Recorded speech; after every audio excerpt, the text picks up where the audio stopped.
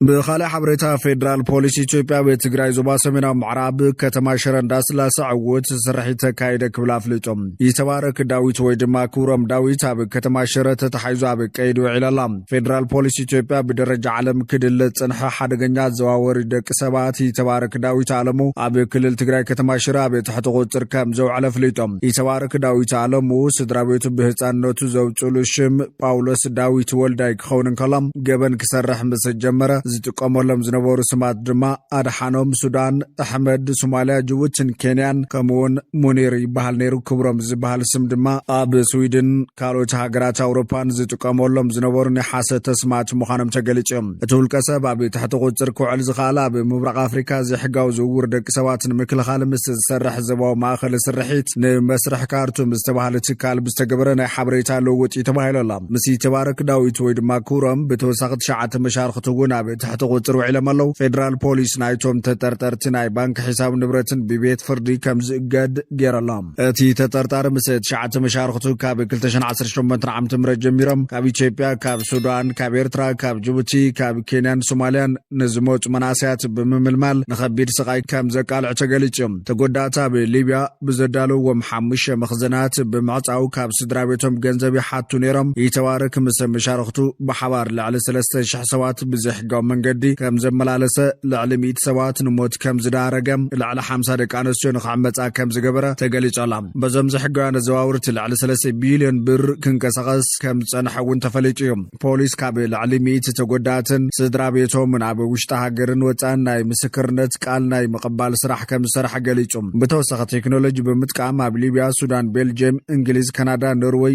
ኔዘርላንድስን ሉክሰምበርግን ስዊዘርላንድን ካብ ዝርከቡ 16 ተጎዳእቲ ቃል ተቀቢለሎም ፌደራል ፖሊስ ኢትዮጵያ ኣብዝሕዝዋን መዝገብ መርመርኡ ብምዝዛም ናብ ዓቃቢ ሕጊ ከም ዝለኣኸ ፍልጦም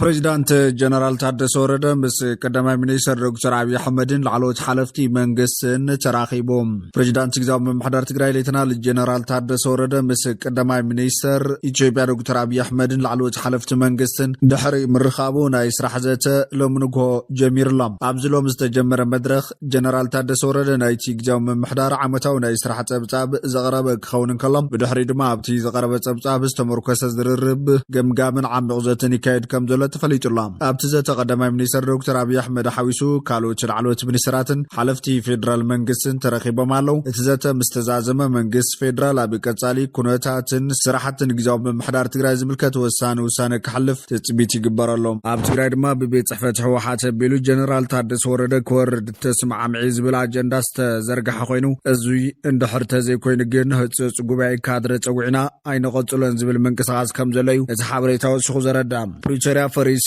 ጉዳይ ትግራይ ደጊም ንሕናይና ንውስን ብዝብል ዝቐነየ ናይ ሚድያ ፕሮፓጋንዳን ምንቅስቓስን ድማ ነዚ መምርሒ ስዒቡ ዝግበር ዘሎ እንትኸውን በቲ ን29 መጋቢት ሰናዊሕ ክካየድ ተሓሲቡ ዘሎ ዘተ ፌደራል ምስ ጀነራል ታደሰ ድሕሪ ስዒቡ ዝህሉ ምዕባለ ናይ ባዕሉ ኣንፈት ከም ዝህልወት ጽቢት ተገይረሎም ካብዚ ብተወሳኺ ጉዳይ ህዝቢ ትግራይ ኣብ ትግራይ በህዝቢ ትግራይ ጥራሕ ከም ዝውሰን ህወሓት ኣፍሊጦላ ሰሙናዊ መግለፂ ቤት ጽሕፈት ህዝባውያን ሓርነት ትግራይ ህወሓት ከም ዘመላኽቶ ጉዳይ ህዝቢ ትግራይ ኣብ ትግራይ በህዝቢ ትግራይ ጥራሕ ከም ዝውሰን እዩ ኣመላኺቶም እቲ መግለፂ መንግስቲ ኢትዮጵያ ንሕቶ ህልውና ህዝቢ ትግራይ ጽማም እዝኒ ብምሃብ እቲ ቅድሚ ዓመታት ዝኣወጆ ጀኖሳይድ ጸናኺሩ ኣብ ምቕጻል ይርከብ ነዚ ዝፍጽሞ ዘሎ ጀኖሳይድ ንምሽፋንን ንምድንጋርን ድማ ህዝቢ ትግራይ ኣብ ዝሕዝዋን ኣብ ኩሉ ፀፍሕታትን ማሕበራትን መንግስቲ ኢትዮጵያ ሙሉእ ብምሉእ ተገሊሉ ኣብ ዘለሉ ዋን በዘጣየሸን ተካላት ቢሉ ካብ ተሳትፎና ፍሉጠን ህዝቢ ትግራይ ወጻኢና ሕገ መንግስት ኣውላላውነትን መስላትን ህዝቢ ትግራይ ዝግህሱ ወሳነታት ይሓልፈሉ ኢሎም እዞም ዘይተሳትፎ ህዝብና ኣብ ላዕሊ ክጽዓን ዝድለይ ዘሎ ኣጀንዳታት ሎም ኾነ ጽባሕ ተቐባልነት ይኹን ትርጉም ክህልዎም ይኽእልን እንትኾነ ግን እዞም በብእዋኑ ብመንግስቲ ኢትዮጵያ እናተቐየሱ ዝወሃቡ ዘለው